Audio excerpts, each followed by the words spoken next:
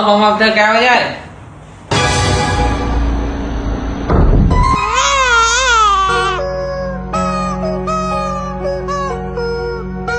ចាំថាបងប្អូនដូចបងប្អូនឃើញចាក់ស្ដាយអញ្ចឹងគឺអត់មានទេទុននោមដល់កម្រិតណាក៏ដោយបងប្អូនទាំងអស់គ្នាមានចាប់ពីសាយទុយរហូតដល់សាយធំមានរហូតដល់